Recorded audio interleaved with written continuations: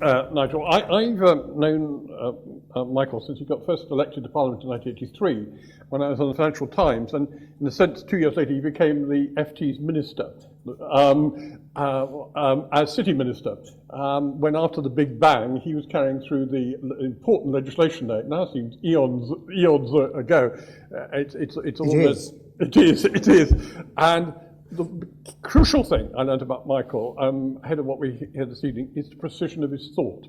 He's a very dangerous person for a journalist to deal with, because if you ask a slipshod question, he'd point it out.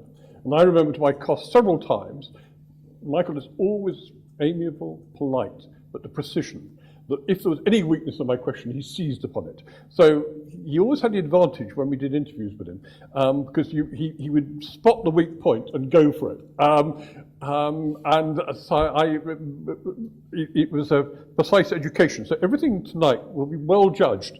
As I mentioned earlier, he became leader of the Conservative Party at a time of considerable problem for it. He was leader for just over 18 months.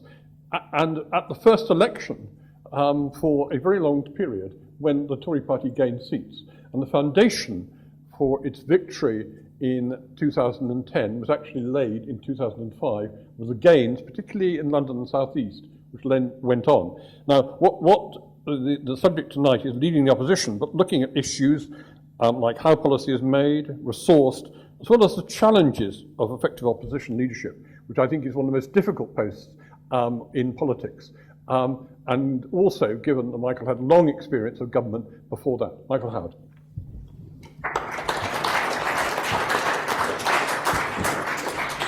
Well, thank you very much indeed, Peter, and thank you all for coming along this evening. I'm flattered to have been asked to address such an august audience, and I'm particularly intimidated by the fact that it contains Peter Campbell, sitting towards the rear, who was an absolutely invaluable help and support to me when I was leader of the opposition, and who can correct any errors of recollection that I fall foul of during the course of what I have to say this evening. If you ask any precocious teenager with a passing interest in politics what they'd like to do when they grow up, they might say, I want to be Prime Minister. Or if they were a smidgen less ambitious, I want to be Chancellor of the Exchequer or Foreign Secretary. Or even, although perhaps this is stretching credulity a little bit too far, I want to be Home Secretary. None of them will ever say, I want to be leader of the opposition. And the only reason for wanting to be leader of the opposition, or for actually being the leader of the opposition, is to be something else, is to be Prime Minister. And any leader of the opposition who does not become Prime Minister has failed. So any lessons that I may impart to you this evening will be lessons born of failure. I did not succeed, I did not become Prime Minister, and if you really want to know how to become an effective leader of the opposition, you need to look at someone other, I'm afraid, than me. The classic doctrine of opposition, of leading the opposition, was propounded as long ago as 1841, on the 4th of June 1841 to be precise, by the 14th Earl of Derby, who said this: when I first came into Parliament, Mr. Tierney, a great Whig authority, used always to say that the duty of an opposition was very simple. It was to oppose everything and propose nothing. That is not advice and guidance which has normally been followed by leaders of the opposition in modern times. I think what most of us, I think I can speak collectively, at least in this instance, what most of us have said we would do, and to some extent have done, is to oppose the government when we thought it was going wrong, but support it when we thought it was doing the right thing on behalf of the country and in the country's interests. Now, even that, of course, can lead to difficulties, and there's a quotation for everything. George William Erskine Russell, MP, said, "When the government of the day and the opposition of the day take the same side, one can be almost sure that some great wrong is at hand." And I'm sure you can all think of recent examples where that may well indeed have been the case. But that I think, still is the best guide to opposition.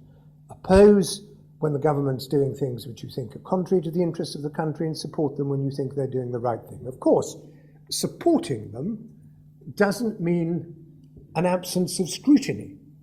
It's perfectly possible, and oppositions do this all the time with to greater or lesser effectiveness, to support in general what the government is doing, but to ask lots of questions, as probing as you can, to try and scrutinize what they're doing, and to make sure that they've thought through all the consequences of their actions. So support and scrutiny is clearly an extremely important part of our parliamentary process, are not incompatible. They can be combined. But of course, it's not enough simply to oppose when the government's doing what you think is wrong and support it when what they're doing what you think is right. The real strategic objective, which is infinitely easier to state than to implement, is to try and make your opposition to the government, your criticism of the government, fit into a theme, fit into a pattern, have some coherence about it, so that you might, for example, try and target the government's incompetence, or the government's arrogance, or the government's weakness. There are a whole area of possibilities that open themselves up to you. But you can't, if you're to succeed in this objective, do all of them at once.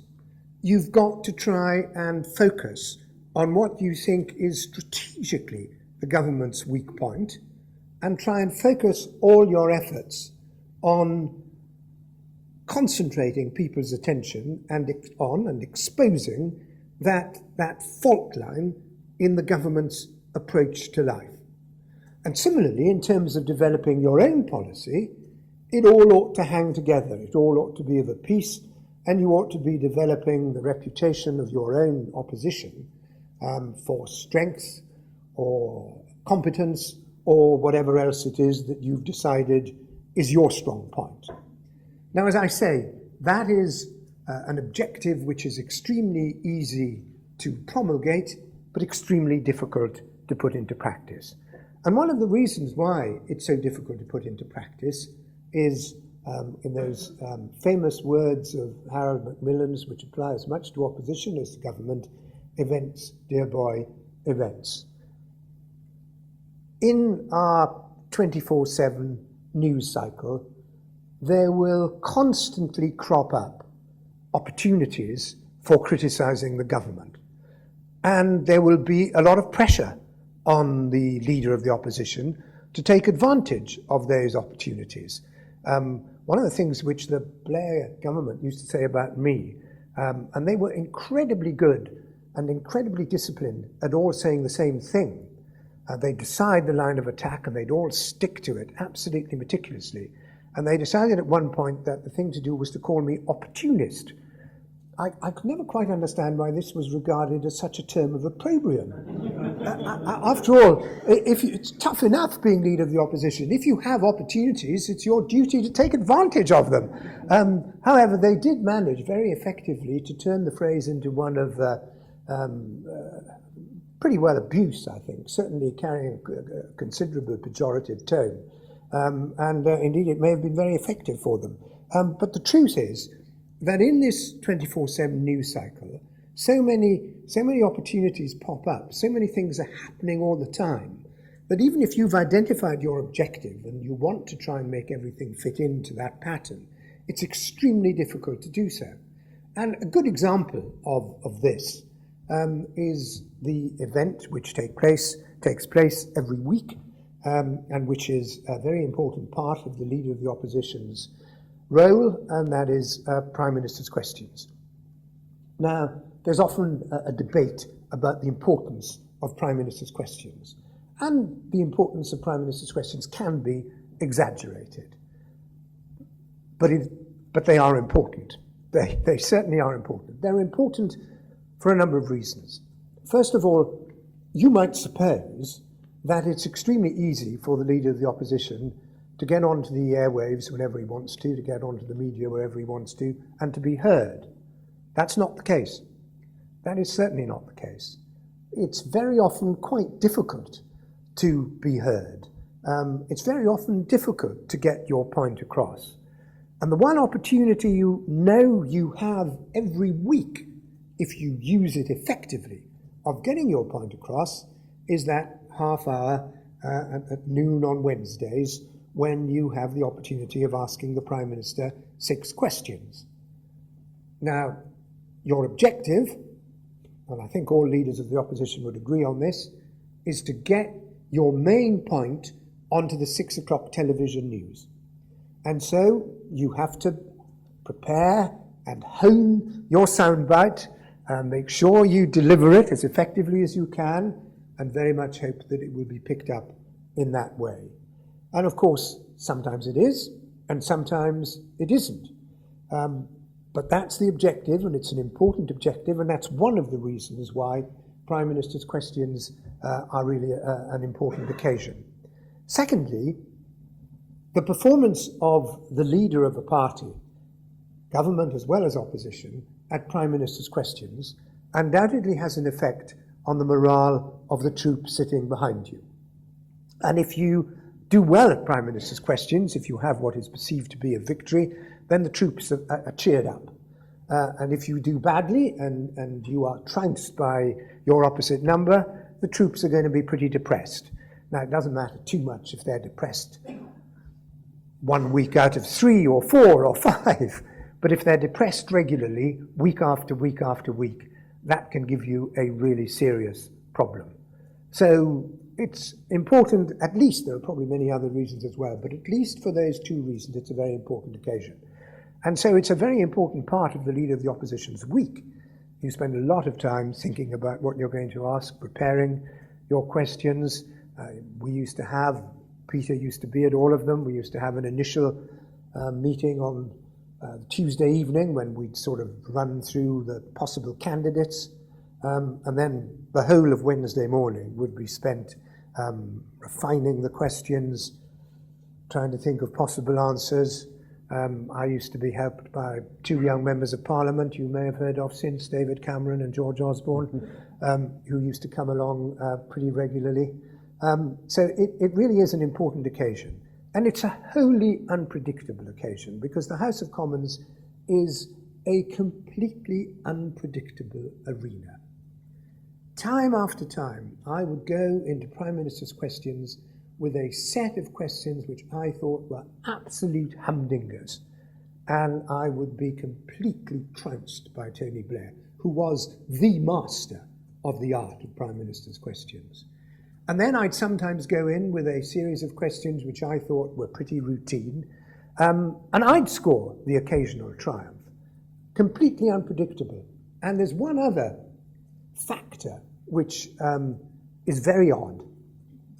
Very often, the reaction to Prime Minister's questions in the House of Commons chamber is completely different to the reaction of the watching audience on television. And they are, of course, your main audience. Very often, I would go back to the office after Prime Minister's questions, feeling rather chipper, thinking I'd done pretty well, only to find rather long faces greeting me when I got back to the office. And the reverse was true as well. Often, when I'd thought things hadn't gone terribly well in the chamber, I'd go back and find everybody being very cheerful and saying it came over tremendously well on television. So it's very unpredictable, different reactions in the chamber and from the audience watching on television, but a very, very important part of the job of Leader of the Opposition. The other great question, and I know it's a question in which both bodies who are kind enough to sponsor this event are extremely interested in, another dilemma facing every leader of the opposition, and quite relevant to the task I've just mentioned of identifying objectives and themes and patterns, is how much policy do you devise, how much policy do you announce, and how early in the game, how early in your period as leader of the opposition, how long before the election do you announce whatever policy it is that you think is going to be important at the election. I can lay claim to one, I think, genuine innovation. I wanted to spend less money than the government was planning to spend. We, the Conservative Party collectively, in the run-up to the 2005 election, it's not often mentioned these days, but we did say the government was borrowing too much, even then. And we did say they were spending too much. And indeed, I was committed to devoting a large chunk of the savings that I'd identified, had I won that election, to reducing government borrowing. So we were on the right side of the argument way back then. But unfortunately for us, the economy seemed to be in great shape and no one took us very seriously. But I was acutely conscious that if I put forward an argument that the government was spending too much and borrowing too much, I would be accused by the Labour Party of wanting to slash the health service and schools and all the things which people rightly hold dear. So I took a considerable risk, and I decided to commission something called the James Report. And an enormous amount of work went into the James Report, which actually spelled out in huge detail exactly where we would make the savings which would reduce government spending and borrowing. Now, Peter, whose experience of these things I always defer to, will correct me if I'm wrong, but I don't think that had ever been done before. And the government tried very hard to punch holes in it and to say that we sort of double-counted this or left out that or made this arithmetical mistake, and they were never really able to do that. And what's more, I think it did make it very difficult for the Labour Party to say, as they tried to, Tories are going to slash spending and they're going to slash schools and hospitals and so on. When they did that, Peter and his colleagues, I remember both Andrew Marr, who was the BBC's political editor at the time, and Nick Robinson, who was ITV's political editor, saying to them, but they're not going to slash schools and hospitals. They've set out where they're going to make the savings, and it doesn't involve any of those things. So I think in terms of providing us with a defence against that line of attack, it was quite successful. But it did give rise to other difficulties.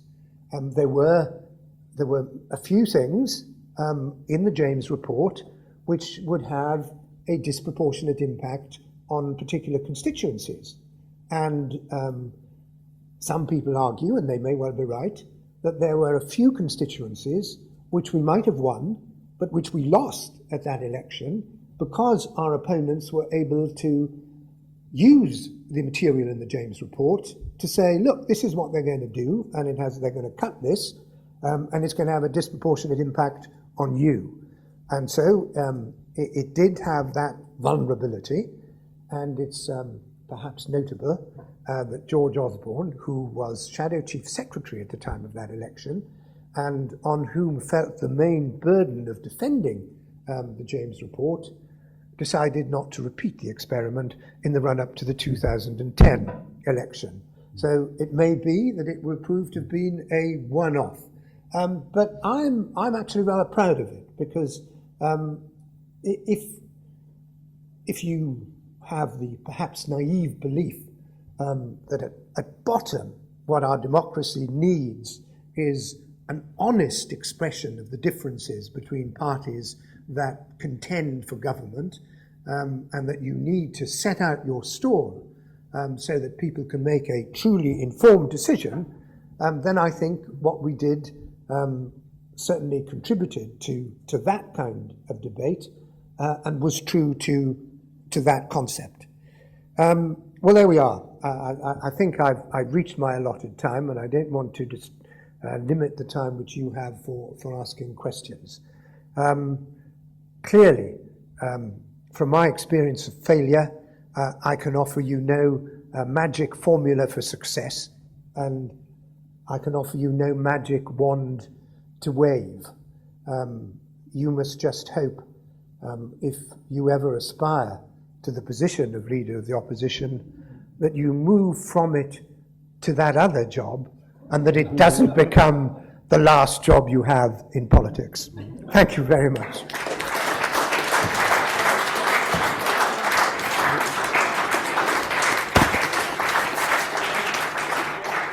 Thank you very much indeed, Michael, for that. I mean, I wonder if even the precocious William Hague back in the 1970s had aspired to be Leader of the Opposition. I'm sure not. I'm sure not.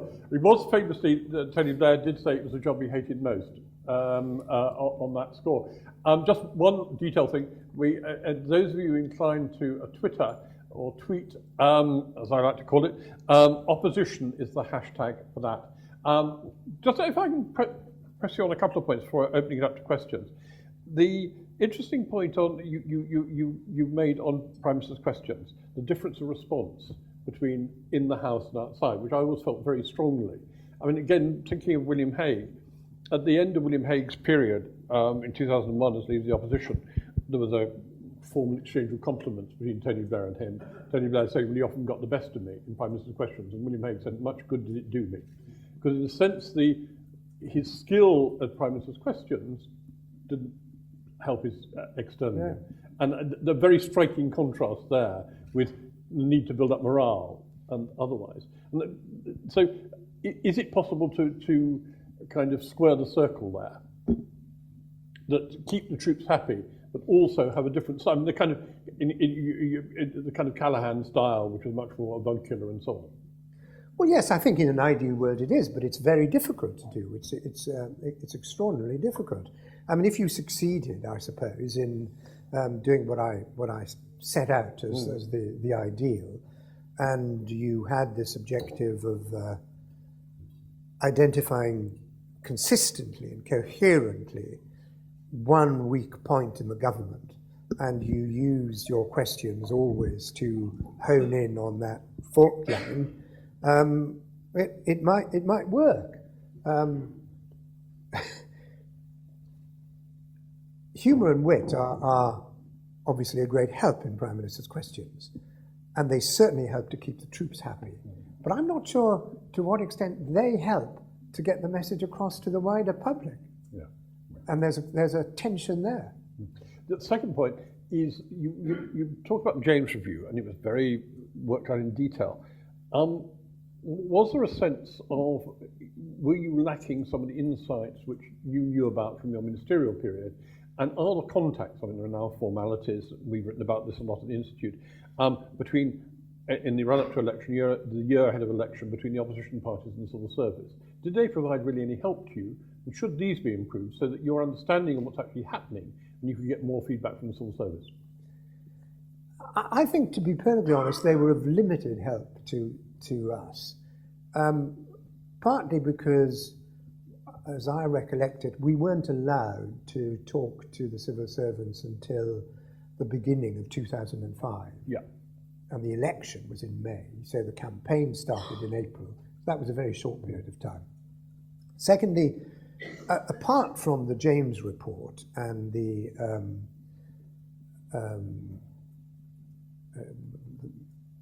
the promise to reduce government spending and borrowing, I concentrated in that campaign on relatively few, quite clear and quite simple policies, which didn't really require or involve a whole lot of sort of backroom work.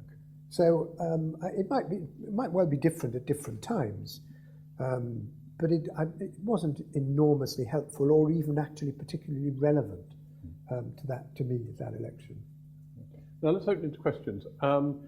Could you say who you are when you ask the question? I know who you are, but Michael and others in the audience might not. Jonathan.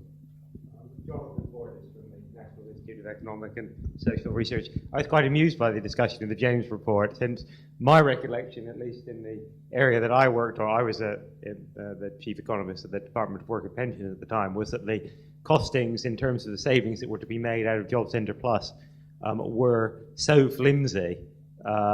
They literally said, well, Australia do it 20% cheaper, so we can do it as well.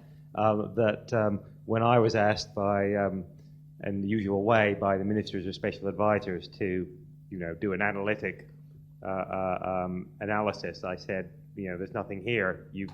It's a political issue. You deal with it, and sent it back. So now that may not have been true across the board, but I'm not sure one should over mythologize it in retrospect. But onto a question, and sort of it's a flip side of this. You say opposition should oppose when they genuinely think that things are not in the national interest.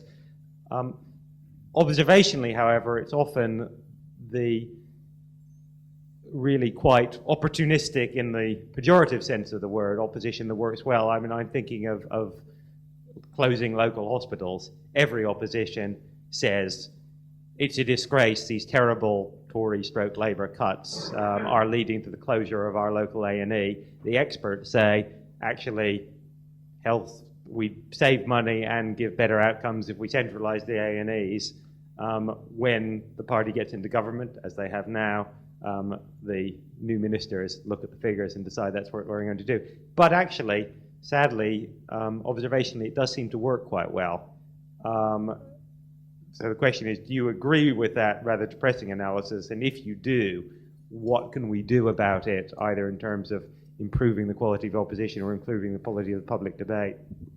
Well, first of all, on the James report, the people who did the work did actually, as I recall it, spend some time on studying what they did in Australia, and came to the conclusion that what they did in Australia was capable of being done here.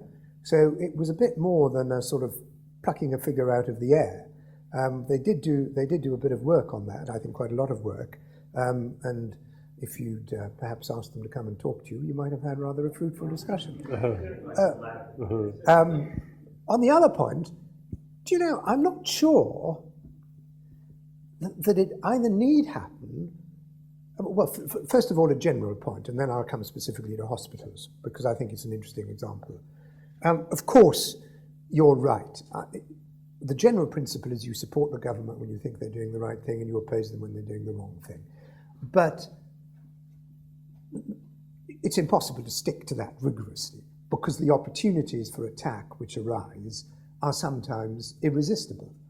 And you've got a lot of pressure from your colleagues in the party to put the ball into an open goal, and it's often difficult to resist that temptation. So I don't pretend that either I or other leaders of the opposition have always stuck meticulously to that approach.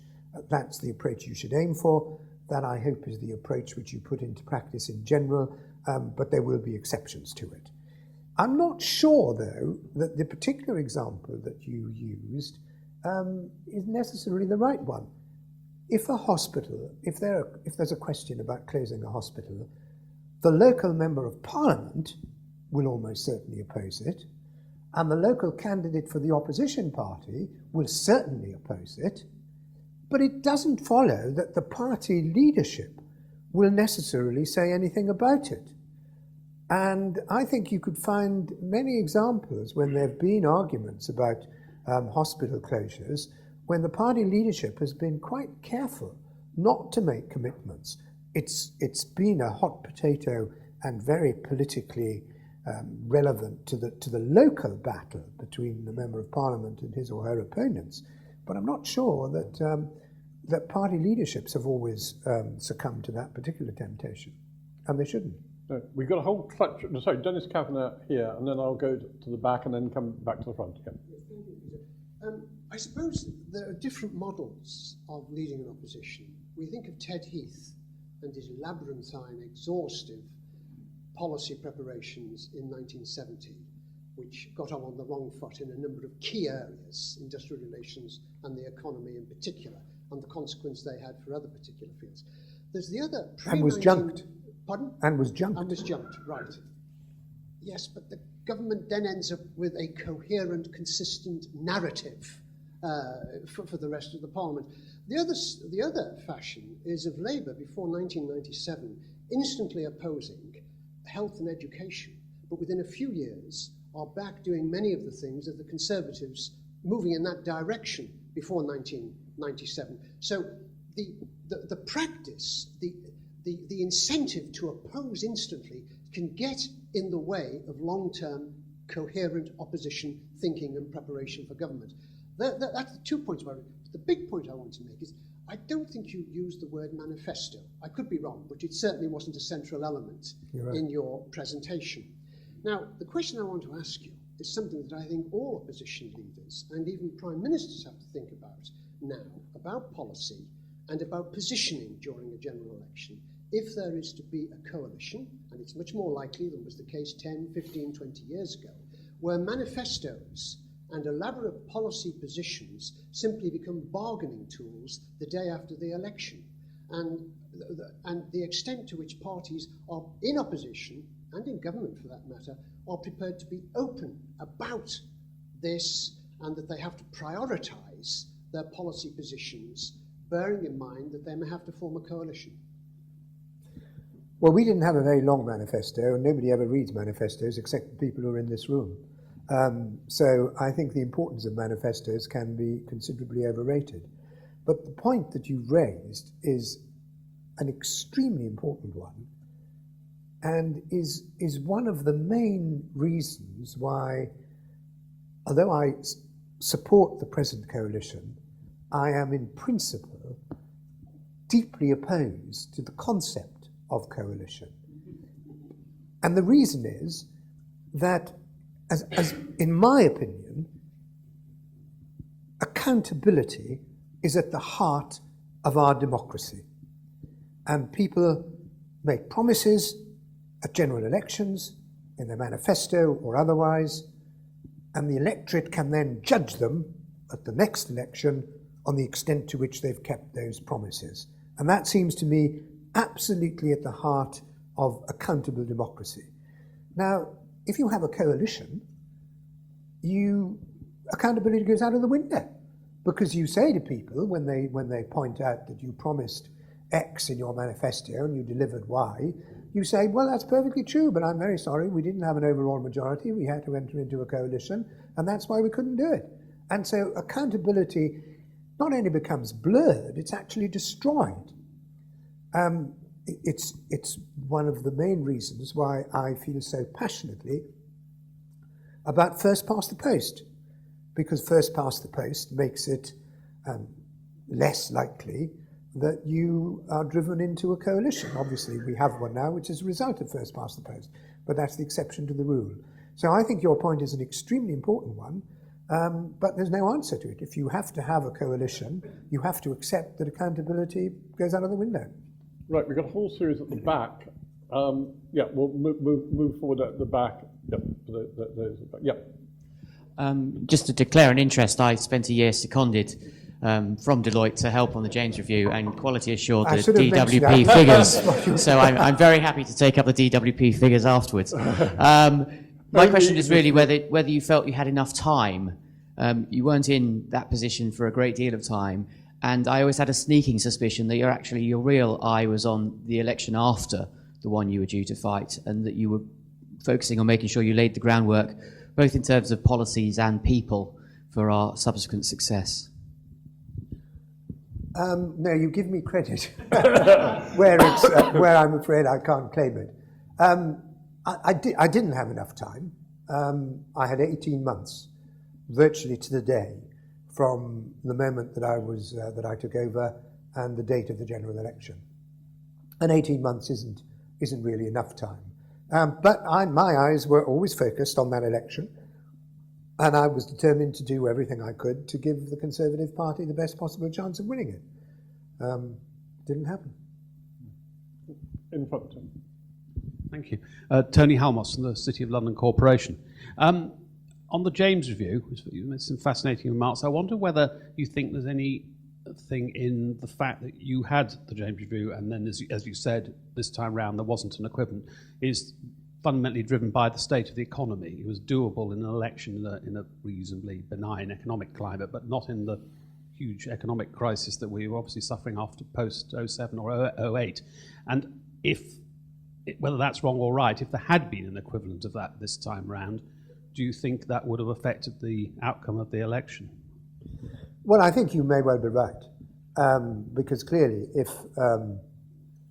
the economic circumstances were very different, and if an opposition had made an honest attempt to set out in detail the kind of cuts that would have been necessary, or slowing down of the rate of increase, because they're not really cuts as we know, but still, if that had been spelled out in the kind of detail which the government has had to put into effect, it might well have scared the horses. I suppose that's a very valid point. And just in front there, yeah. I just wondered, Tim Bale from University of Sussex, I just wondered how constrained you felt you were when it came to appointing shadow ministers, and to what extent did that actually drive policy? Because as we know, very often the people in particular portfolios are the people who are charged with generating policy in that particular area. To be perfectly honest, I didn't really feel constrained at all. I was because of the circumstances in which I took over the leadership, I was actually in quite a strong position vis-à-vis the party. And party discipline, I think that that 18-month period, it didn't last beyond the election, but that 18-month period was probably the most disciplined period in terms of the Conservative Party that there's been for a long time, either before or since even. So I didn't feel at all constrained, and you may recall that I experimented. It wasn't an entirely successful experiment, but at the beginning I shrunk the shadow cabinet very considerably and sort of doubled up the jobs that people had and so on. I thought it was worth a try. It didn't entirely come off, and I modified it later on. But I didn't feel constrained. I chose the people, and I was able to choose the people who I thought were best for the particular jobs that I gave them. Gentleman there. Richard Heffner from the Open University. I wonder if you could share with us your thoughts about the importance of image in leading the opposition, and what role did you think it played in your time as leader of the opposition? Well, it's huge, obviously hugely important. It's not something I ever like to think about much. I've always been much more interested in the substance of policy and in doing things, rather than in the presentation and the image, almost certainly to my great cost. I'll switch back to this side, yeah. Thank you. Alan Evans, Cabinet Office and Institute for Government. You talked a lot about your failures as leader of opposition. Let me just point out one relative success, which was that your party actually won the 2005 election if it had just been England-based. In terms of votes? In terms of votes. Not since. I wonder, looking back on it, whether you think there is more that you could or should have done in terms of your appeal to Wales and Scotland, and more generally, what is the challenge for the leader of opposition to avoid being seen as too London-centric, and particularly if one looks now at the challenge of nationalism in Wales and Scotland, there is a parallel, it seems to me now, for the leader of opposition. We made quite a bit of progress in Wales, actually. We won quite a few seats in Wales, and we did really rather well. And I think I'm right in recollecting that in the European election, we got more votes than any other party in Wales. So I think there was quite a bit of a recovery in Wales. Scotland is very, very difficult territory for the Conservative Party, as we all know, and it's a very uphill battle.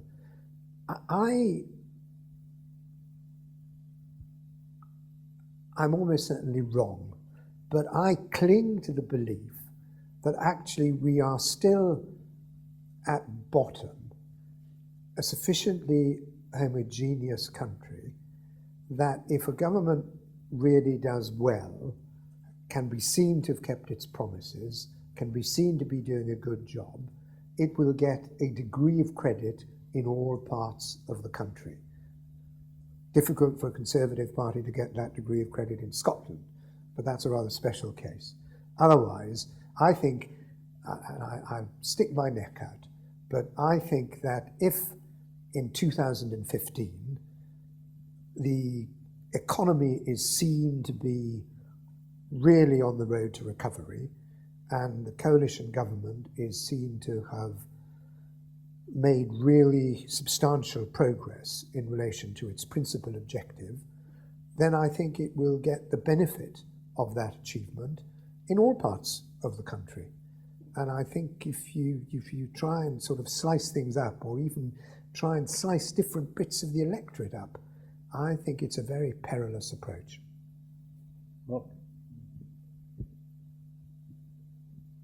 Mark Darcy from Today in Parliament. You once told Tony Blair that this grammar school boy isn't going to take lectures from that public school boy about the education system. We've got Conservative backbenchers referring to their leaders as posh boys who are out of touch now.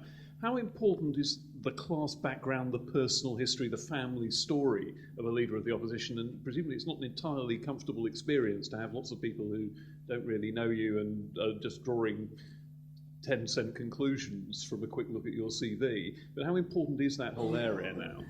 Could there be another Old Etonian party leader, for example? Yes. I mean, people always said there'd never be another Old Etonian leader when I was the leader, and before David Cameron became leader. So I'm sure there could be, because I think that I think that, as I've said, I think people will in the end judge leaders and their parties by performance and not by where they come from. However, I think if you can extend the argument, I think the Labour Party is being quite shrewd in extending the argument and not really talking about posh boys, as Nadine Dorris did, but in talking about a government that's out of touch. Now, I don't think the government is out of touch, and I think it's a charge they will be able to refute and overcome. But that's a rather clever way, and a slightly more subtle way of making the same point. And there's a danger there, but I think it's a danger that can be overcome. I'm trying to work out, when was the previous Welsh grammar school boy to be a party leader before you? Neil Kinnock. Neil Kinnock, yeah. But no, he went to grammar school. Yeah, he did. Yeah. Neil Kinnock and then Lloyd George, I suppose. Well, there haven't been too many Welsh party leaders. No, not proper Welsh ones, anyway. Yeah. And then I'll work back this way, so you will be your chance. David Neath, barrister and poet. It's a question about labelling, and it's slightly related to the last question, but slightly different. You raised the question about labelling, the issue. You were labelled by the Labour Party effectively as an opportunist. And, you could add to that you were labelled by cartoonists a little bit less glamorously as well. If you fast forward to what happened in the 2010 election, the label of posh boy was actually, it was attempted to be deployed at the Conservative Party, but slightly backfired. And even now, even presently, maybe last week or week before last, the leader of the opposition used that term again. And opposition have been able to actually deflect that term and actually turn it to their advantage. And so the rhetoric becomes, there's nothing wrong with a good education. I just wonder if you feel you did enough to redefine the business of opportunism. Could you have done a better job in actually restating your position of somebody who is in the opposition and redefining what opportunism means? And more generally, what is your view on dealing with labels that stick, that have a negative impact But actually, there's nothing wrong with it. I never thought that the opportunism label did stick, actually. And I never thought that it was particularly damaging. So I probably said in a kind of offhand way, if I was asked about it, what I've said this evening, which is that there's nothing wrong in taking advantage of any opportunities that you have. But I didn't think that was particularly damaging. So I think, you know, if the other side tries to pin a damaging label on you, you've got to demonstrate by what you do, as well as by what you say, that it's not accurate and it's not justified. You've got to take them as they come. I'd say the classic one, of course, is Iron Lady, Yeah. which was used usually by the Soviet Union. No, that's right. Meg Russell.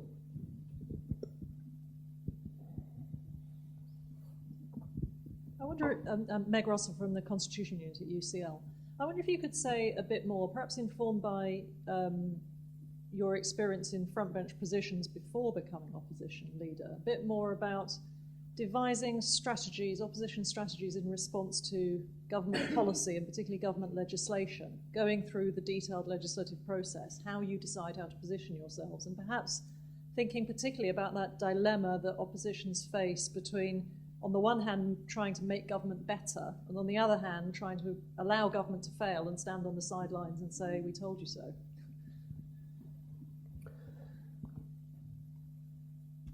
Well, I think I can best answer your very interesting question by way of example. I'm old-fashioned enough to believe that scrutiny is an important element in opposition. And that means that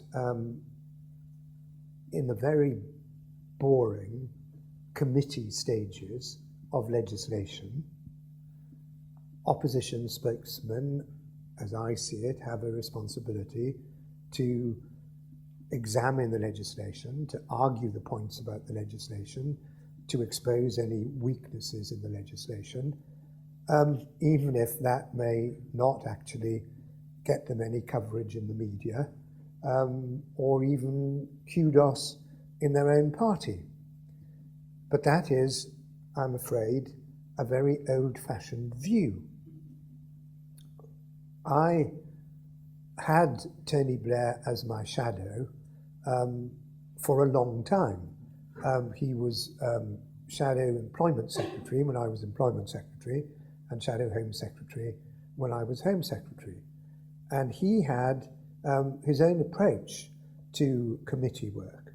He would make it absolutely clear that he was not remotely interested in that kind of line-by-line scrutiny that I've talked about. He would have his soundbite prepared for the bit of the bill that we were going to discuss in committee. He would see the media outside the committee room, in the committee corridor, deliver his soundbite, and then very often take no further part in the process at all. And I think it stood him very well. I mean, it did him very well. It was part of the way in which he built his appeal. But there is that, you know, you're quite right. You have identified a tension, a conflict between doing the job as it properly ought to be done, according to, you know, the theory of parliamentary democracy, and doing it in a way which gets you kudos in the media and in your own party. Right, we'll work our way back this way. Brian. Brian Walker, also Constitution Unit, formerly BBC. I wonder what you feel about turnover of cabinet ministers, shadow cabinet ministers, but also leaders of the opposition. Hugh Gaitskell, if he'd managed to live, would have had 2 goes. Kinnock had 2 goes. Harold Wilson had another go, but of course he'd been Prime Minister and that might have made a difference. William Hague, young and in his way successful, didn't. You didn't. And we perhaps now feel that you only get 1 go and you're actually finished. Is that right, or might there be a chance of a return of a leader of the opposition who loses an election? Yes, I think there might be. I don't see any reason why. I mean, I think it's a bit less likely than it used to be, because in the 24/7 media cycle, there's a constant demand for freshness and for novelty. And so I think it's perhaps a bit less likely than it used to be, perhaps quite a bit less likely. But I don't think it's impossible. I think it all depends on the circumstances. It all depends on, you know, if it's your first go, how much you lose by, and so on. I mean, if I had, and actually, I mean, it may sound surprising in the light of the number of seats that I did lose by, but if quite a small number of people in the 30 seats with the lowest Labour majorities had switched, 30 or 40,000, I can't remember the exact figure, we would have been in a hung parliament. If we had been in a hung parliament, I would have wanted to stay and have another go. And probably I think I could have succeeded in staying to have another go. So I think it all depends on the circumstances.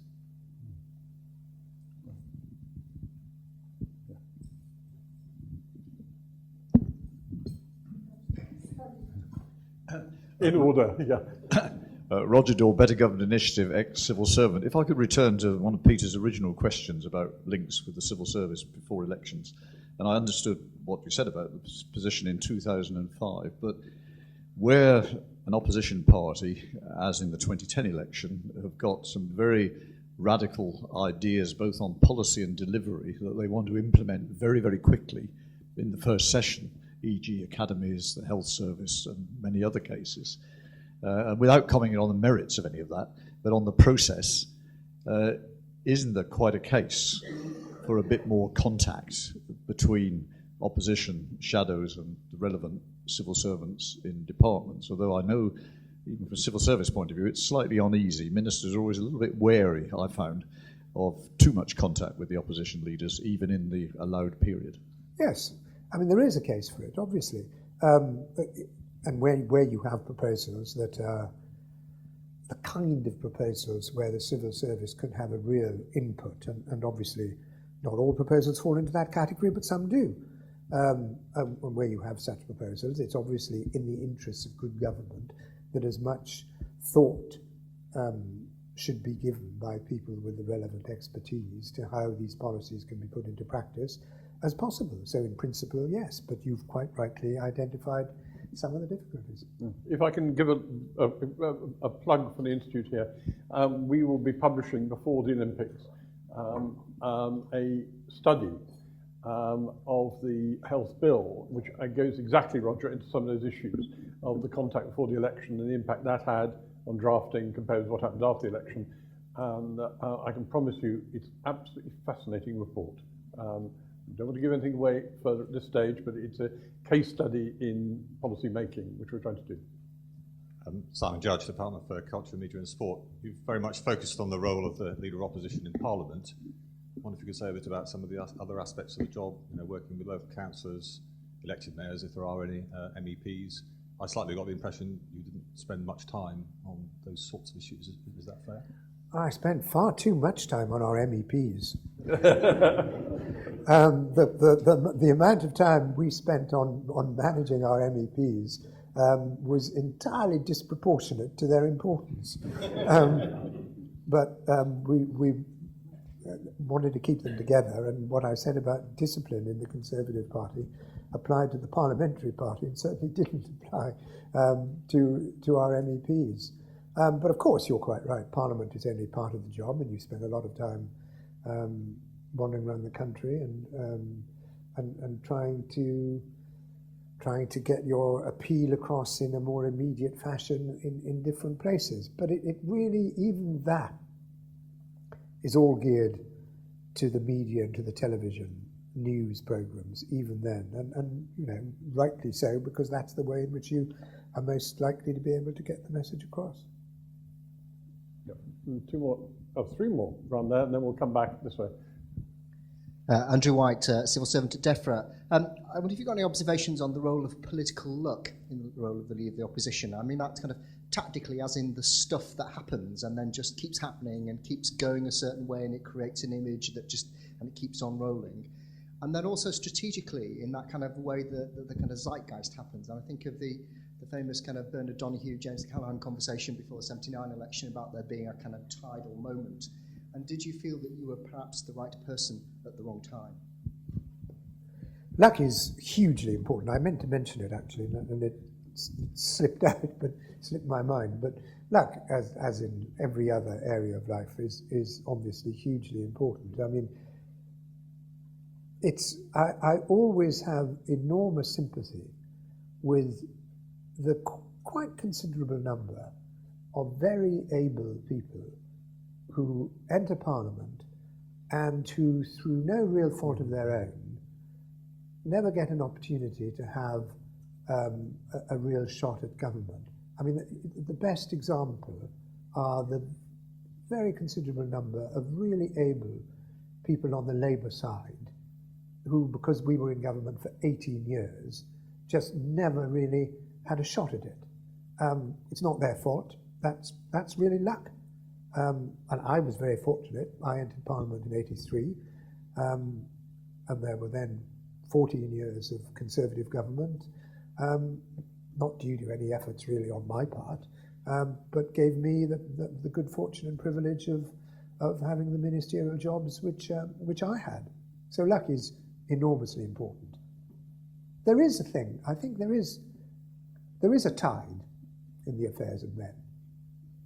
And it's not always easy to spot it at the time, and it's not always easy to explain it. And very often, it's not really influenced by the decisions or actions of individual people. Sometimes it is, but often it isn't. And so I think there is something in that concept, and I think Jim Callaghan was absolutely right when he talked about the tide before the '79 election. There was certainly a tide the other way before the '97 election of very considerable proportions. And I think there was a tide, not so strong, but there was a tide before the 2010 election. I think, and you may think this is a self-serving explanation, but at bottom, I think that my biggest problem in 2005 was that the economy seemed to be hunky-dory. Interest rates were low, mortgage rates were low, unemployment was low, and although we tried to argue that it was all a house built on sand and the government had been borrowing far too much and the foundations were very shaky and so on and so forth, people not unreasonably dismissed that as the sort of thing opposition politicians always say. And I think it's really very hard when an economy really appears to be in very good shape for an opposition party to win an election.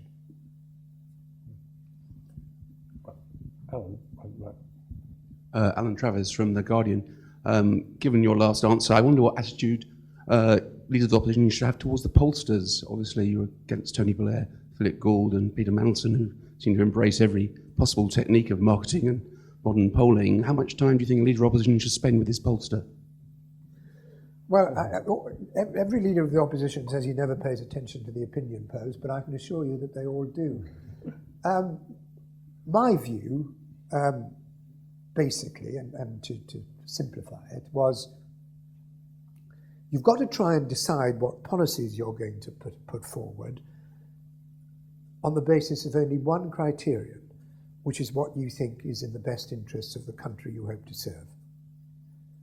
But when it comes to the way in which you present those policies, when it comes to the way in which you consider the different arguments that you could use to persuade people that those policies are in the best interests of the country, then it's sensible to pay attention to what pollsters tell you and to what focus groups tell you.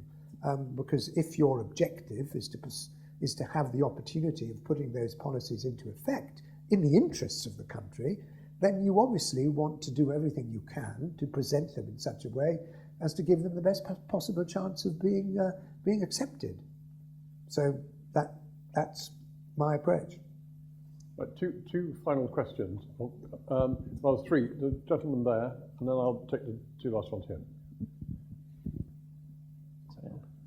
Matthew Wood, Cabinet Office and University of Sheffield. I was just wondering if you could talk about the role of ideas in opposition and how important you think it is for oppositions to develop new policy ideas, whether that's even desirable, or whether you can stick with kind of the tried and tested things and just, if you like, rebrand yourself. Well, I think it depends on the policy. I'm not in favour of adopting a new policy because it's new, but if somebody comes up with a new policy or a new idea because it's a good idea, then obviously you should be receptive to it.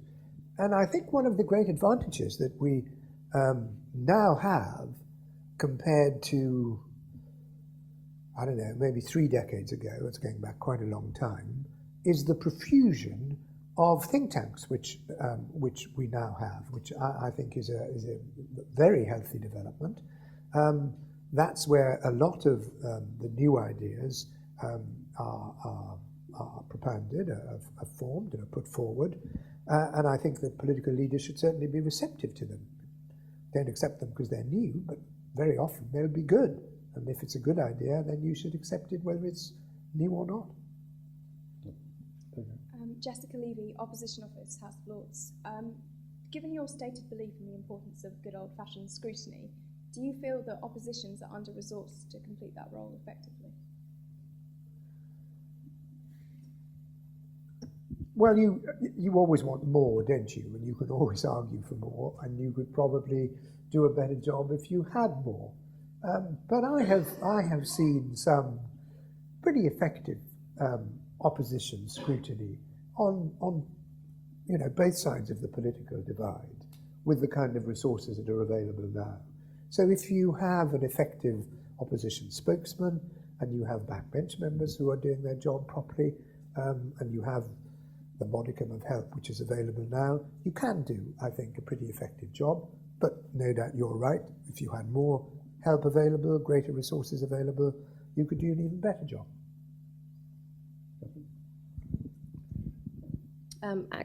Catherine Haddon, Institute for Government. Actually, it's a related question on resources. You talked about the load that you put onto your shadow cabinet when you changed and reduced down the number. How do you, as a leader, actually make sure that they're using those resources in the right way? Is there any kind of advice that you wished you had have given them in terms of how they use them? And what impact does that have on what's left over to do policy making sort of across the party? How do you use those kinds of resources in the right way? Well, as far as members of the shadow cabinet are concerned, it's same as in any walk of life. It's judgment by results. If they're doing an effective job, if they're seen to be performing effectively on the floor of the House of Commons and in the television studios and getting the message across effectively, you're not going to ask them any question about how they're using their resources. And similarly, if they're not doing an effective job, that's the way you judge them. And in terms of policy formulation, you've got to make a judgment as to what priority you give it and what resource you need for it, and make sure that you've got what you need. Sam Britton, Financial Times. As I've come very late, I'll ask a very soft question. What effect do you think the development of select committees, which often and sometimes unanimously produce very effective critiques of government policy, what effect do you think they've had on the role of the opposition? Thank you, sir. Well, I steeled myself at the thought of a soft question from Sir Samuel Britton. And it's a very interesting question. I think they've been a thoroughly healthy development. I didn't always think that when I appeared in front of them and was being subjected to cross-examination by them. And of course, the kind of scrutiny that an effective select committee can exercise is infinitely more effective than can be exercised on the floor of the House of Commons, because you can, instead of having sort of one question, you can have a sustained series of questions, sometimes from more than one member of the committee, if they've done their job properly and have prepared well in advance. And that really means that you've got to know your stuff before you appear before select committees. So in terms of scrutiny, I think they've been a very positive influence. And as we know from recent events, their influence can be wielded far and wide and beyond the realm of scrutiny of the government. Indeed. Michael, thank you very much. You've broken a record this evening. Of all the events I've chaired, you've answered most questions. I think we're up to way over 20. I lost count of that for the precision of your answers and also the interest you stimulated. It was an absolute masterclass in the problems and opportunities of opposition. Given us a lot of food for thought, certainly seeing Nigel in the front row for the Centre for Opposition Studies and for us at the Institute for Government. It's been a real pleasure and delight, and thank you very much indeed. Thank you.